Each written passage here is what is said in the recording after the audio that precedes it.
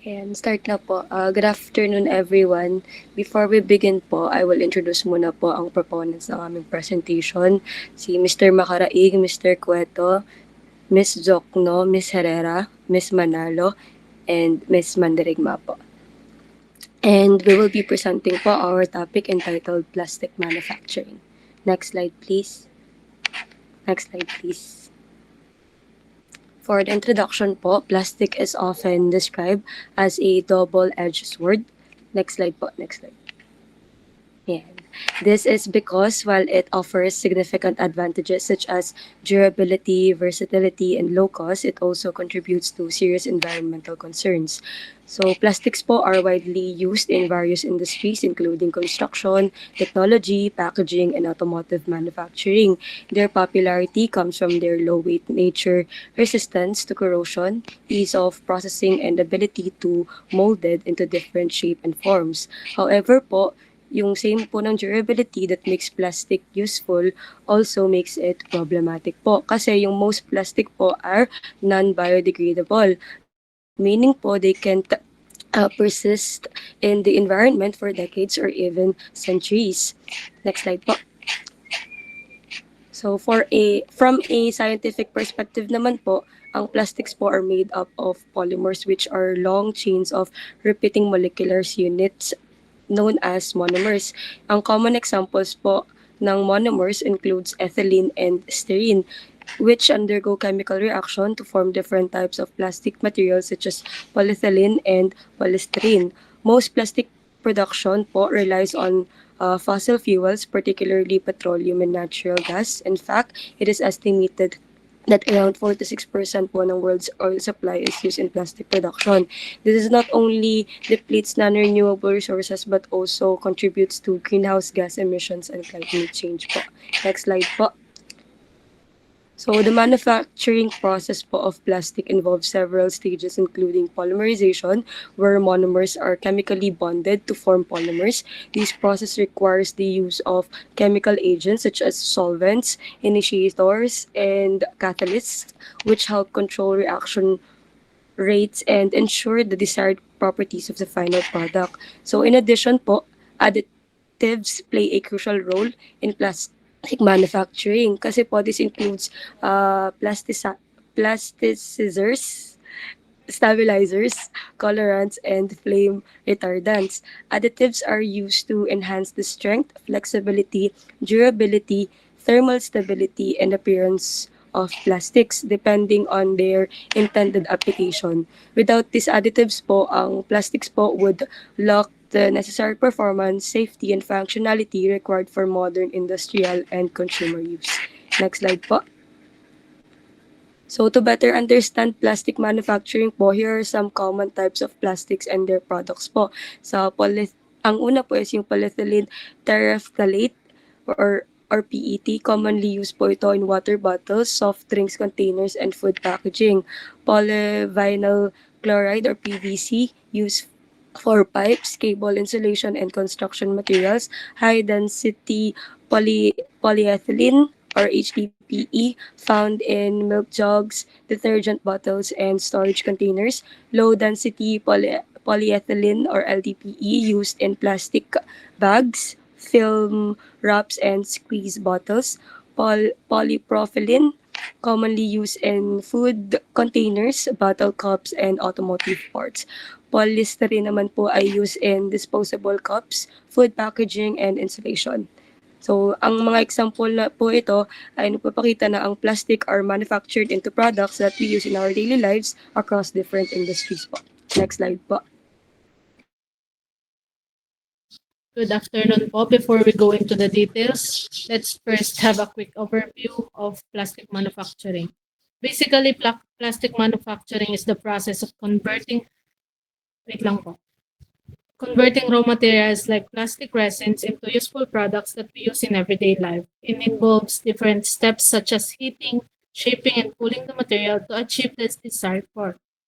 Sa madaling salita po, from raw material or raw plastic, dadaan siya sa iba't ibang process hanggang maging finished product na ready gamitin. And of course po, para maging successful po yung buong process na to, very important yung quality ng materials na gagamitin. Next po. So now po, let's take a closer look at the materials involved in the process. First po is yung primary raw materials natin ay plastic resins. Ito po yung main materials na ginagamit para mabuo yung structure ng product. Second po is meron tayong virgin resins and recycled materials. Yung virgin resins, ito yung pure and bago na plastic po. Kaya mas mataas yung quality at strength. While yung recycled materials naman po ay mas eco-friendly naman po siya since nakatutulong po siya mag-reduce ng plastic waste. Third po is yung quality assurance or the QA po. Importante na sinisigurado po nito na matibay at long-lasting yung materials na ginagamit. Lalo na po since mostly farmers yung po yung gagamit, kailangan kayanin po yung product yung harsh outdoor conditions. Lastly naman po, meron po tayong additives like UV stabilizer. Ito po yung tumutulong para hindi madaling masira yung product dahil sa init ng araw. So, kahit matagal po siyang exposed sa sunlight, durable at functional pa rin po siya. So overall po, pinagsama-sama yung mga materials na ito para makagawa ng product na matibay, reliable, at suitable for real-life use. Next po. Yan po, starting po tayo sa primary raw materials natin na plastic resin. Ang plastic resin po ay small pellet or granules na siyang base from a plastic po. Ito po yung raw materials na pinapainit at minumove para sa iba't ibang products. Next po.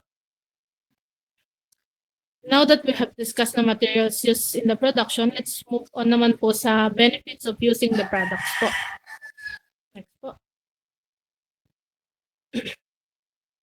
Now po for the benefits of the product focuses on high utility items, meaning practical po siya at may important role in both environmental and food production sectors. The agricultural seedling bag, which is made from polyethylene, ginagamit po ito ng farmers to provide a controlled environment for young plants po. Sa madaling salita, ang seedling bags po ay ginagamit para palakihin muna yung mga halaman habang bata pa po sila.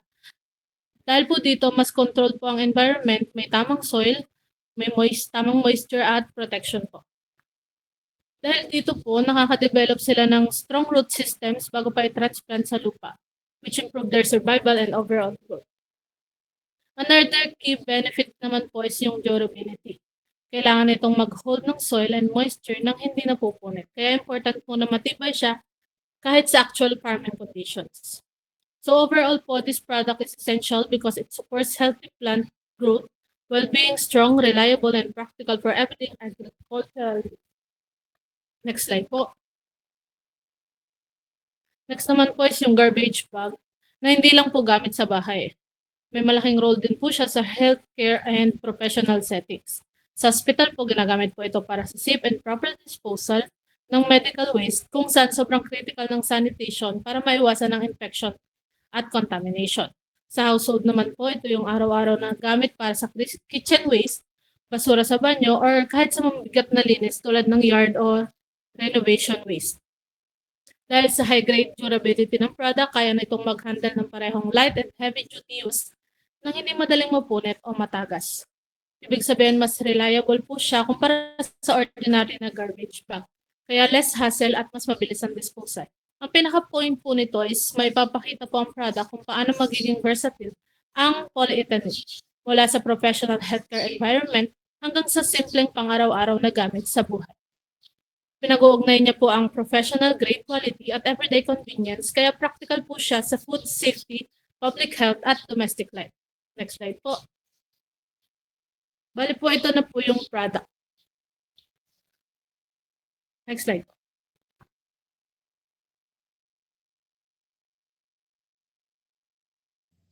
So now let us move on the background of our company.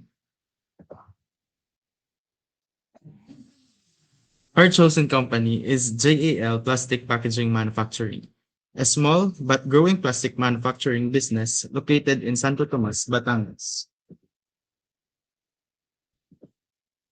The company is specifically located at 1053 Santo Tomas Lipa Road, Santo Tomas, Batangas, which is a strategic location because it is accessible to both suppliers and customers in nearby industrial and agricultural areas.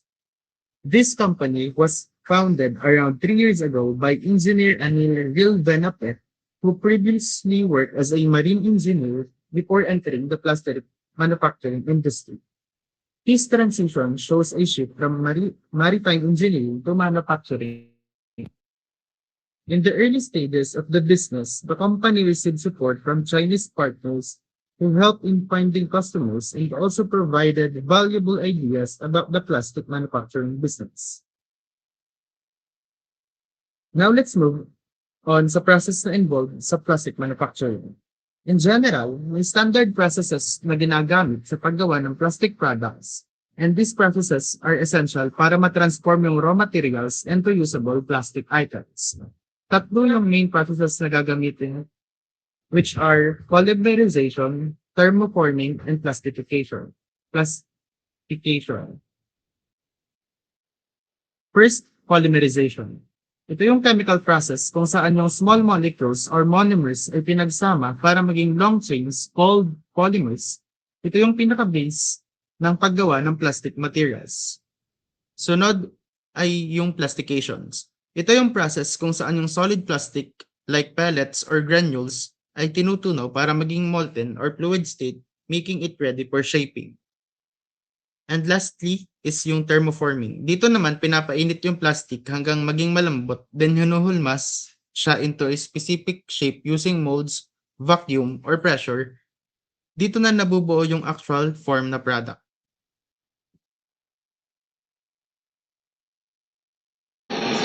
Next po is dive po tayo ng mas malalim pa po ng definition po ng ating mga processes.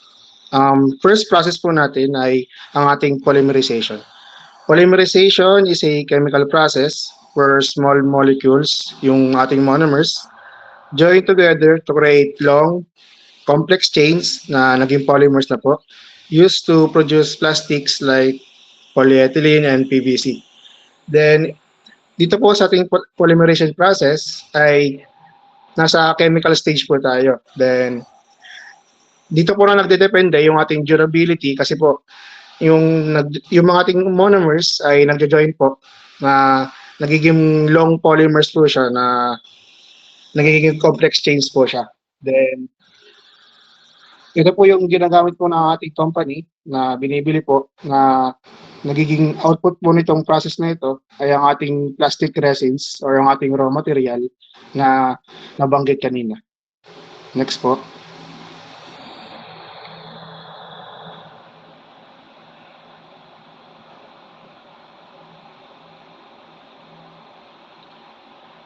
Next is the common usage of polymerization in a plastic company.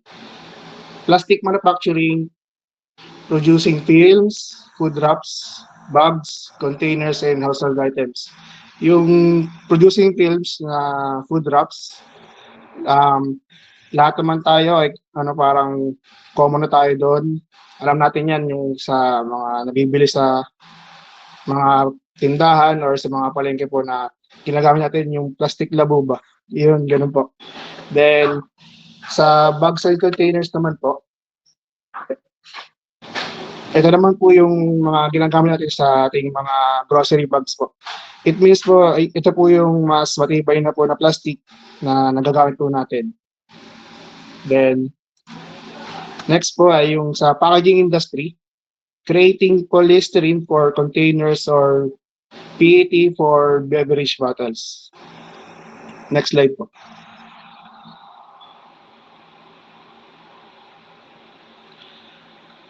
Then, next po ay ang ating plastication process. Sa plastication po, the critical process of transforming raw solid materials, typically in the form of pellets, granules, or powder, into a viscous, molten, and homogeneous liquid state. Sa plastication po, dito na po yung na-melt po natin yung ating mga raw materials po natin na plastic resins po or yung ating plastic pellets po. Then dumadaan po siya sa iba't ibang equipment para po matunaw po yung ating mga plastic resins and ma-melt po siya sa liquid state po. Next po. Then, ito po yung stages sa plastication. First po, yung feed stage, raw pellets enter the barrel from a hopper. Yan po, papasok na po yung ating mga plastic resins po sa ating hopper. Then, next po, the compression stage, the screw pushes pellets forward, increasing pressure to break down the solid structure.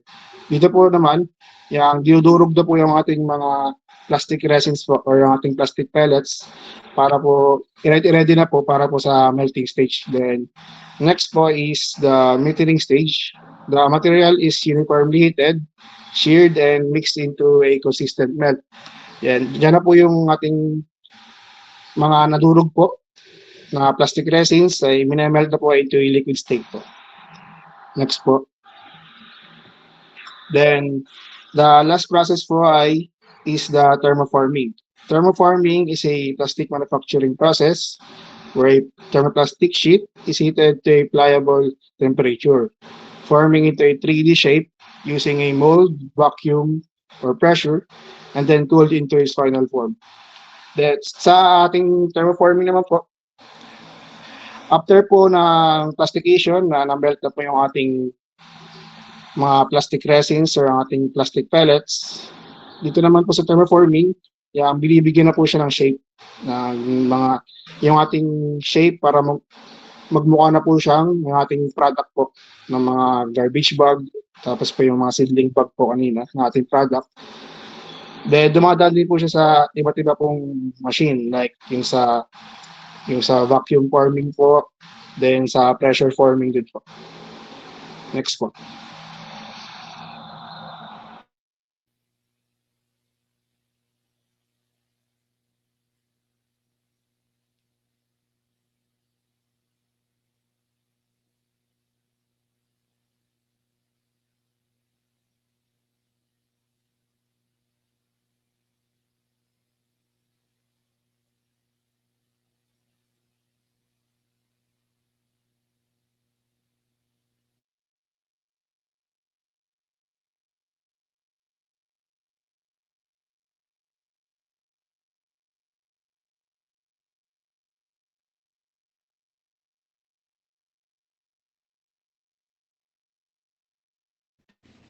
Idol, di ka na namin naririnig.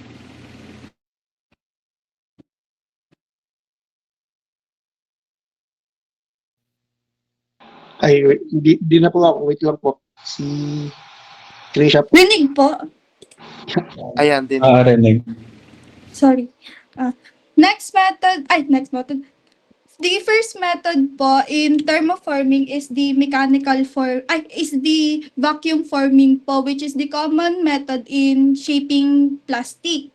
A plastic sheet po is heated until it is soft and then vacuum sucks it down tightly against a mold.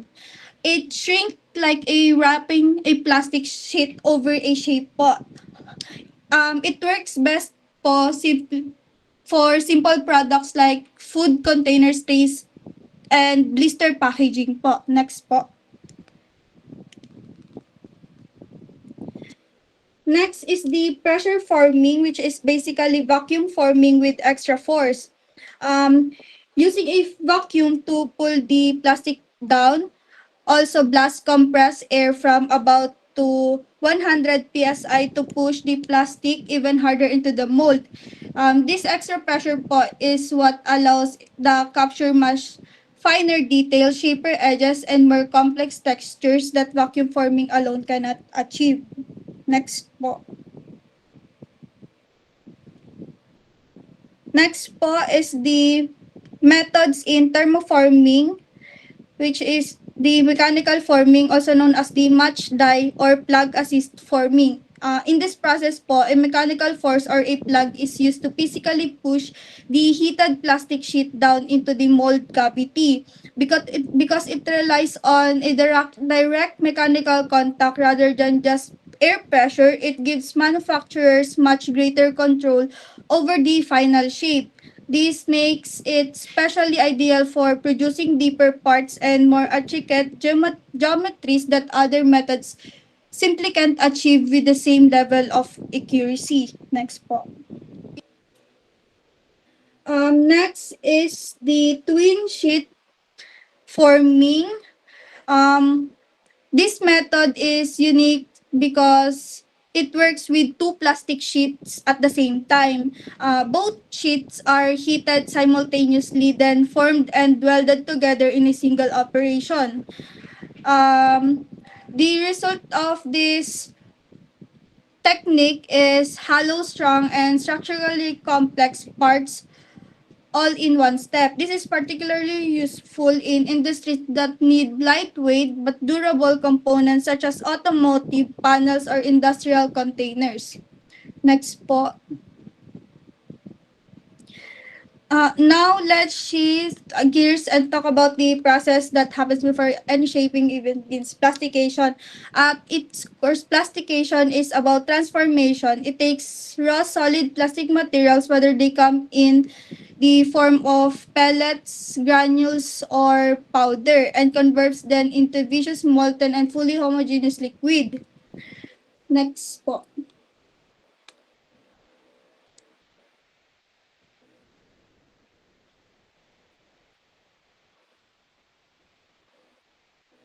The plastic film extrusion is the process of turning solid plastic pellets into a thin, continuous sheet of plastic. These pellets are melted down inside the machine and then pushed through a die similar to how toothpaste is squeezed out of tube, forming a long, thin film of plastic. This film is primarily used to make packaging material like plastic bags and food wrapping. Next po.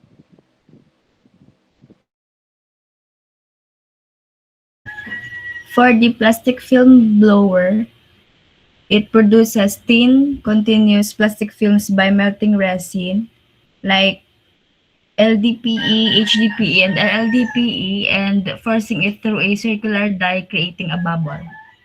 And it is used to create bags, agricultural films, and flexible packaging. Next po.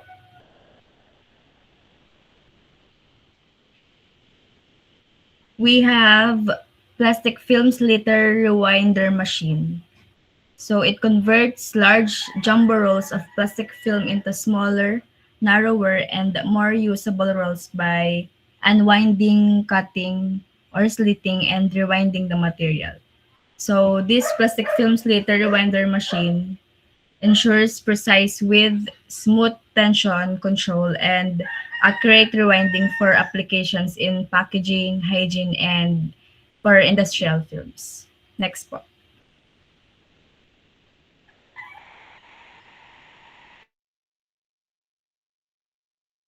So we have the additional equipment. So we have the shredder and granulator.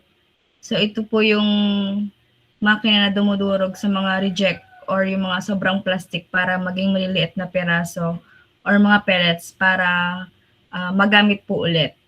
So we have the routers. Ginagamit mo ito para sa ayos na pagtabas or paggupit ng mga plastic sheet gamit ang isang computer program. For the rotational molding naman, pinapaikot niya yung mainit na hulmahan para maging pantay ang kapal ng plastic sa loob. Madalas gamit sa paggawa ng malalaking bagay gaya po sa mga tangke ng tubig. So for vacuum forming, pinapainit naman niya yung plastic sheet at hinihigop ng vacuum para sumunod sa hugis ng hulmahan. Para naman po sa blow molding machine, gumagamit ng hangin para ipaloob ang plastic sa hulmahan. Tas ito po ay ginagamit din sa paggawa ng mga bote at iba pang hollow na gamit. And last ay ang film blowing machine. Dito po ginagawa ang mga maninipis na plastic gaya ng packaging, plastic bag at yung mga pambalot kagaya po ng mga plastic wrap. Next po. So ito na for the safety risk and procedures. Next po. So JAL Plastic Packaging Manufacturing, for the chemical procedure, they have yung standard safety risk. During the melting process, resins can release volatile organic compounds or toxic fumes. There is also a risk of dermatitis or chemical burns from direct contact with catalysts and liquid additives. So ang pinapractice po ng company para ma-prevent yung chemical exposure is the installation of exhaust hoods and the specialized air filtration system near the extruders to pull fumes away from the breathing zone. And last po is yung may personal protective equipment. Mandatory po ay gumagamit sila ng nitrile gloves and yung N95 or chemical respirators when handling raw chemical initiators or working near the melt zone. Next po.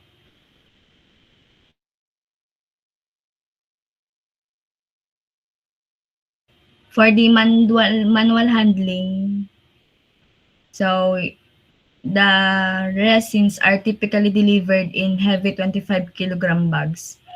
So when repeatedly lifting this to fill hoppers or moving high volume rolls, nagkakos po siya ng overexertion injuries and yung sobrang pagsakit ng likod. So ang practice po ng company para maiwasan yon ay gumagamit po sila ng hydraulic pallet jacks and trolleys to move bulk materials rather than carrying them manually. So may lifting policy po, a strict rule requiring 2 people to lift any load exceeding a specific weight limit to prevent individual strain. Next po. So for the machine's safety, plastic extrusion involves extreme heat, often over 200 degrees Celsius, and a high pressure moving parts. Bag making machines for cutting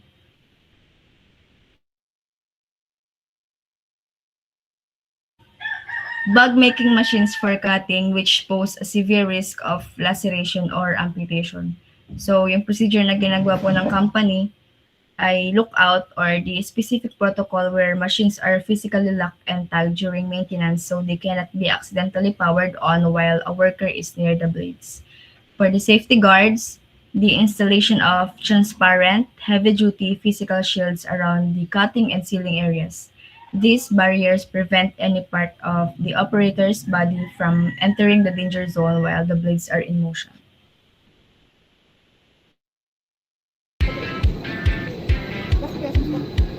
Yun naman ang guys na para pinuturuan niya pero ano yan, magkita sila tayo kamera.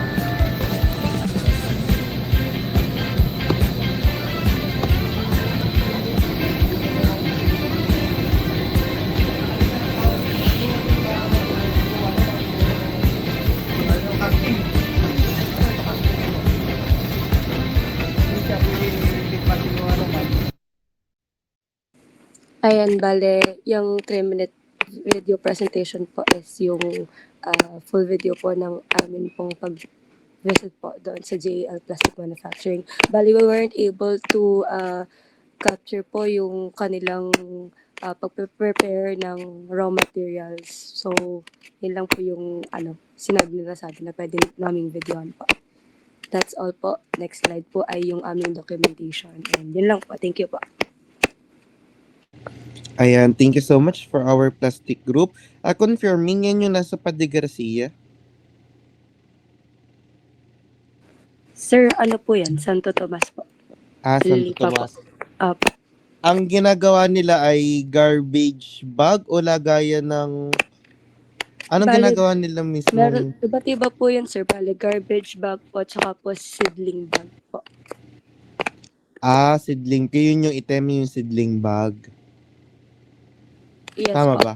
Opo, yung maliit po. Okay. So, first question for the whole group, paki-open ako ng camera ng mga presenter po. Ayan. So, saan po sila kumukuha ng raw material?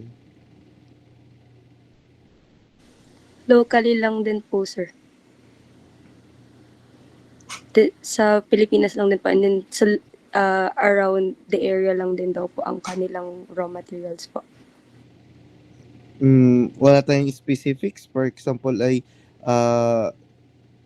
JGC, JGC, or wala. So, anong kind ng plastic ang gamit po nila? Polyethylene, polynethylene, polymer, PVC. Bali, Yes po. yung ginagamit po nila sir na para po makagawa ng plastic ay polyethylene po, tsaka po yung resin po. Pinepelletize po nila yun sir, tapos ipaprocess na po ulit nila ng panibago para po maging plastic po ng seedling plant bag at saka po garbage bag po. Ibig sabihin, pag bumili sila, hindi pa pelletize ng raw material? Hindi pa po sir, may pelletizing po sila doon, kaso po hindi na po kami pinapasok doon at magulo daw po. Okay. So, polyethylene. Ba't hindi tayo gumamit ng ng mga thermoplastic? Bakit polyethylene kaya? Di ba ang polyethylene siya rin yung ginagamit sa bote? Sir, kasi po, yung pong polyethylene po ay flexible po siya, durable, at saka po lightweight din po siya at nakakapag po siya ng moisture resistant, which is kailangan po sa mga soils po. Dahil nga seedling tray. Okay. Sige. How do they get the black color for their plastic po?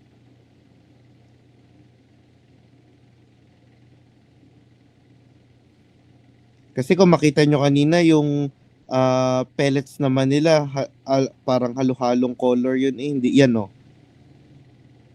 Dahil ba dun sa itim-itim kaya nagiging pure black na kapag natunaw? Feel ko sir, gawa po, minimelt po yan. Feel ko po yung Oo. naghalo lang po yung black and white. Anong temperature for melting ng ating resins?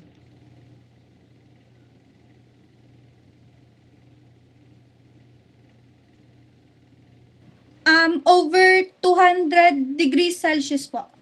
Over 200 degrees Celsius. And what type of heating they are using? Gumagamit ba tayo dito ng manual heating, electric heating?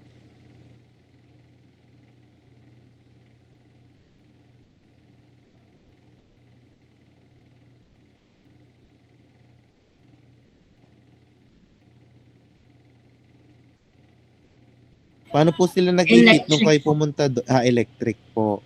Ibig sabihin, malaki yung consumption natin pala, no? So, ang plastic, bago naman siya maging ganyan, may cooling process din tayo. So, what cooling process are they using? Or what equipment po ang gamit nila sa cooling process naman? So, para ma-form ang plastic after heating, meron tayong kung extrusion man ang ginamit, tapos may flatting, tapos syempre may cooling bago yun maging ganyan. So, ito ba ay air-cooled, water-cooled? Anong cooling system po ang ginagamit nila? Ito po sir ay air-cooled lang po. Gawa po ng yan po sir, kung mapapansin niyo po yung ito pong nag-undergo po siya sa plastic film blower po. Ang kasunod po nito ay parang ito po ay magkakaroon ng wait lang po, hanapin. Yan sir, parang nakahang lang po yung sheets po ng plastic na ginagawa. So parang habang nakahang po ay nahahanginan na po yun. So doon na po nagko-cool down yung plastics po. Okay, so naka-air cooled pala siya. Sige, play mo nga. Play mo nga ulit.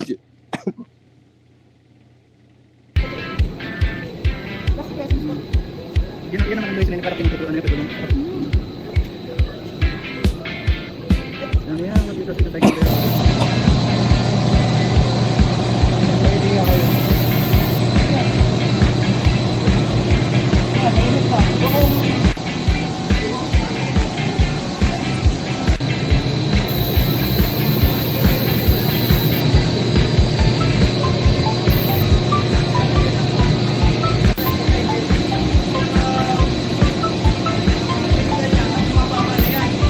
Okay, sige, end na natin yung video.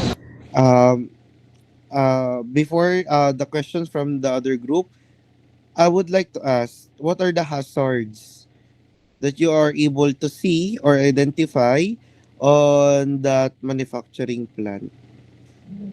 And as an engineer po, and as an engineer taking manufacturing and industrial processes, ano sa tingin mo pwede nila mag-improvement on those hazards po? Go ahead, Idol. Anyone po?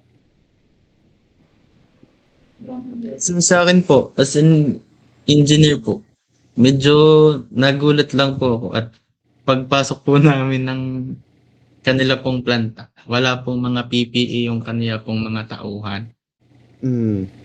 Walang Tapos PPE. po sir, opo, tapos po ay pagpasok din po namin, super crowded po nung area, which is delikado po sir, gawa po baka pumatakad yung mga tao. Okay, very super cool. init po kasi nung machine nila. Kahit po kami po yung naka-pants nun, tas makapal po yung pants, ang init pa din po ng hulab sa loob, sir. Tapos po ay, bukod po doon, ay Gawa pa sa yero, yung mismong, Opo. so Yung- oven talaga yun, no? Oven kasi yun, no? Di lang kayo na-inform. Ayan. So, medyo maraming ako nakita doon na hazard. Siguro compliant ba sila sa DOLE? Huy, sa siniraan pa ang kumpanya. Sorry po. Asya, let's proceed na po with the questions of our 7 groups. Okay, just raise your hand po, each group, para tayo ay mabilis. Let's go, Jan.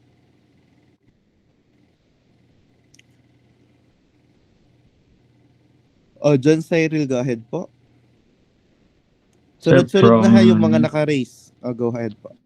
From food and beverage po. Ask ko lang po sa if ano po or sino po yung mga main customer po nung company. Bali po ang main customer po ng company ng JAL ay farmers po. Hindi po nila dinisclose kung saang farm yung kanilang pero sabi po nila is mostly daw po sa customers nila are farmers. Yung hospital po, I'm not sure po if LIPA yun, pero sabi po nila yung hospital din po ay isa sa kanilang customer. And ang last po ay, saan nga yung Trisha? Hindi ko po sure kung ano yung last po. Pero yun po, farmers and hospitals po.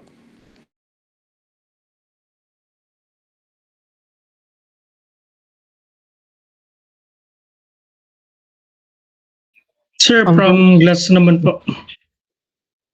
Go Tanong lang po is ilang kilo kaya po nung raw materials po nila yung nagagamit kada araw?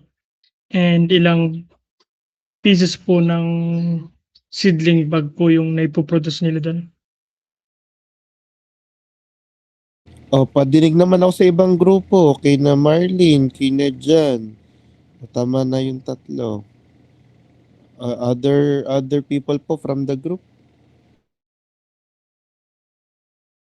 Bale, hindi po nila kasi na-disclose yun nung nagpunta po. So, wala po kaming pag ito, right na amount kung ano po talaga kung ilan kasi hindi po nila nasabi yun sa tapos tinanong naman po nas wala po silang naisagot.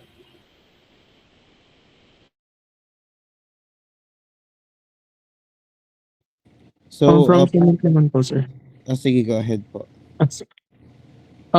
Sa actual production ng seedling at garbage bags po, alin po sa mga process na sinabi niyo po yung mga polymerization, plastication, and thermoforming ang pinaka-ginagamit po at bakit po yun yung pinaka-efficient? Doon po sa sa mga process, ang pinaka-critical na process diyan yung plastication kasi diyan yung parang yung pinaka-melting stage ba siya. Tapos diyan din yung pinakamaraming yung machines na nagagamit para maano yung mga plastic resins natin na ma-melt siya tapos minsan na naboblow pa siya then meron pa siya yung parang yung hinihipan parang ganun para mapalobo po yung mga doon po.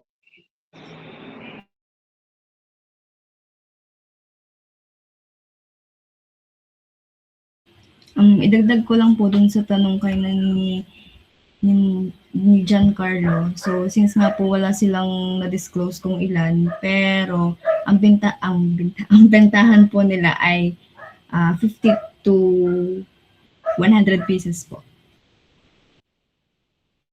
Per day na yon? Yes po. Hindi kaya lugi sila kung 50 to 100 pieces per day lang ang ginagawa nila? Hindi po sir, yung pagpo-produce po nila sir ay 50, yung kumbaga po pag magbebenta po sila ay minimum 50 bags or 100 pieces po. Yung 50 pinaplastic bags? po nila per batch. 50 bags, every bag ay may 100 pieces Yun po, na na seedling plant rolyo. bag man po yun. Opo. Tapos, ang isang rolyo, ilan ang laman?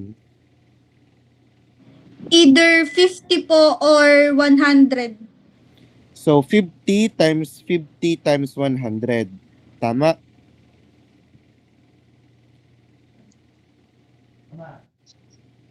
Confirm mo lang uli natin. Ang nagagawa nila ay, ano ibig sabihin mo dun sa 50 bags? Bags na yung malaking bag o bag na yung seedling bag? Sir, doon po sa seedling bags po na ginagawa po nila, bale, hindi po kasi nila dinisclose kung gaano po karami yung nagagawa nila per day, pero yung bentahan po na ginagawa nila sa bentahan po ay kapag po bibili po kayo ay either 50 pieces or 100 pieces, ganun po yun. Ano ibig sabihin natin sa pieces, Trisha? Yung pong rolyo, So, 50 pieces ng rolyo. Tama? 50 rolyo or 100 rolyo. Ilang seedling bag sa isang rolyo?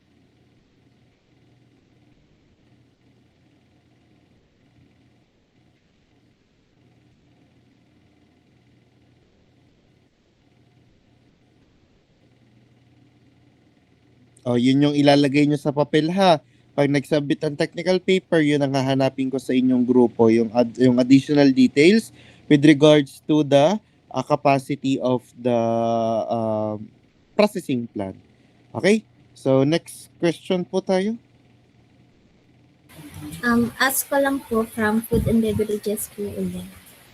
Paano po minamanage po yung mga waste, yung resin waste po or scraps during production po ng paggawa ng plastic?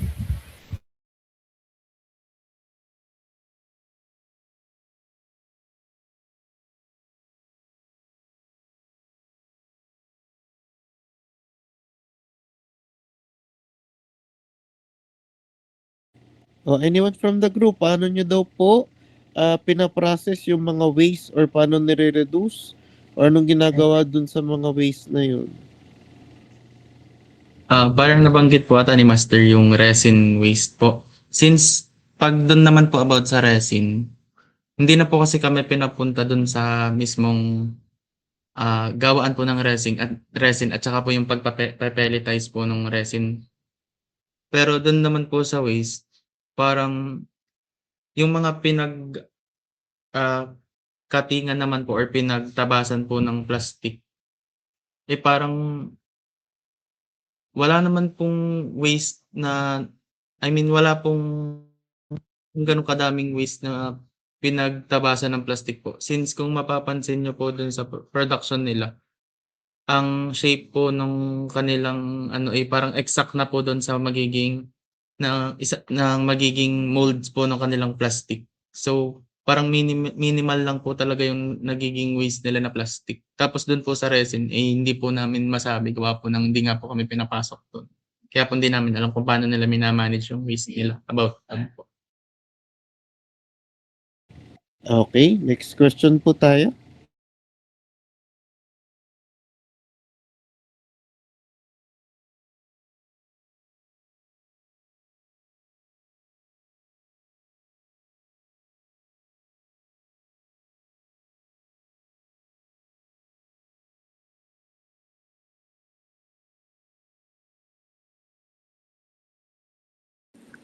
Master, pwede pong paulit ng tanong. Additives at ano po?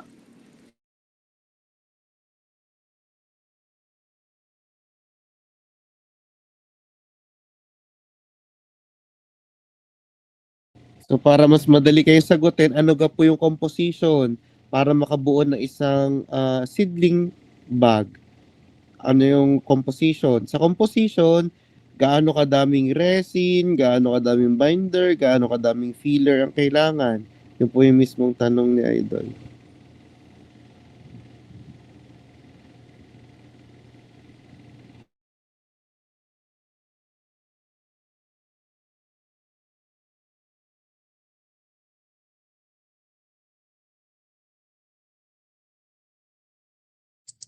Sir, regarding naman po dyan, since parang ang tanong na po dyan ay yung mixture po ng resin para po masabi po yung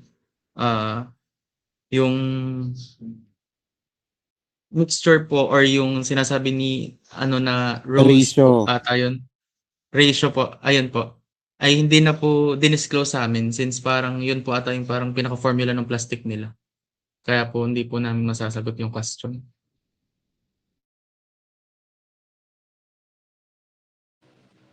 Pero may nauna pa po siya tinanong na kung ano nga yung tanong mo?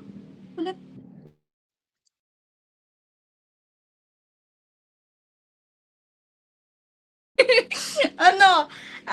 Mahalaga kasi yung additives gawa ng nakakapag-enhance siya ng quality at saka yung durability nung plastic at saka yung performance kasi nga 'di ba farmers yung bumibili sa amin do sa plastic.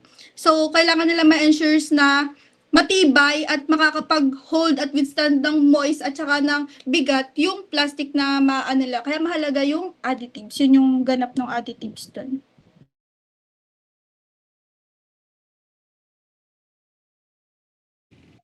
Any other question po?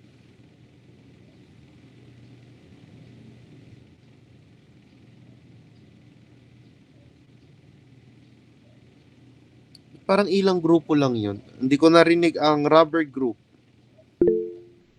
Go ahead, Matthew. As lang po, ma'am, if bakit mas pinipili po nilang bumili ng yung raw na resins po other than i-shred na lang po yung recycled na plastics po.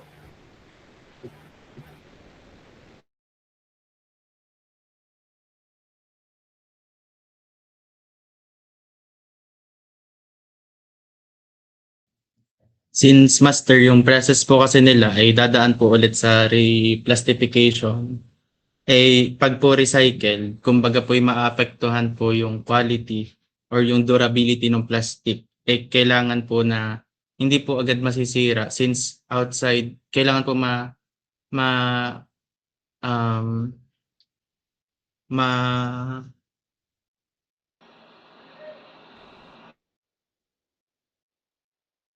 ma-achieve po yung desired durability since sasabak po yung plastic sa outside conditions po. Ayun po. Bale, add ko na lang din po na mas pinipili po yung resin kasi po mas matibay siya at consistent na quality. Mas pure po at reliable po yung performance niya.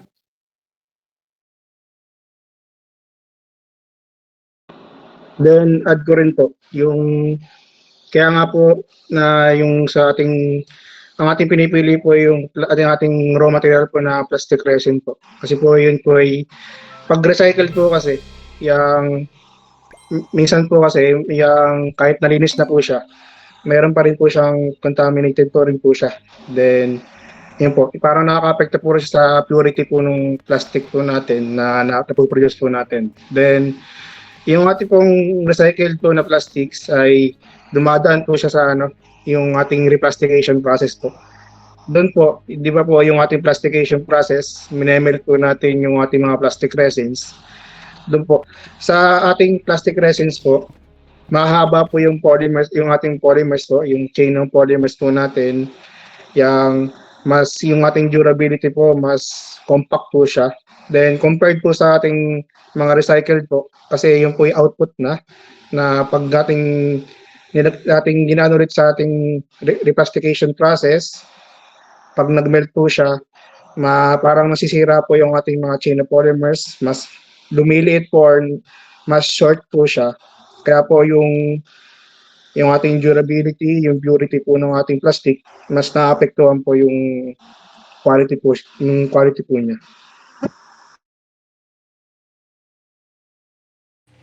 Ayan. Si electronics. Sir, yung ano po, yung question po sana namin is natanong nyo na po kanina, nasagot na po ng nagpe-present na group. Ayan. Bakit parang kasalanan ko? Huy! My goodness gracious. Okay. O siya. So, do you have any other question po for our plastic group? Question? Clarification? Okay, so it's almost an hour na rin naman. Thank you so much for our plastic group. Bigyan naman natin sila ng masigabong palakpakan at maraming heart. Okay, let's proceed with our last group for today po. Last group for today.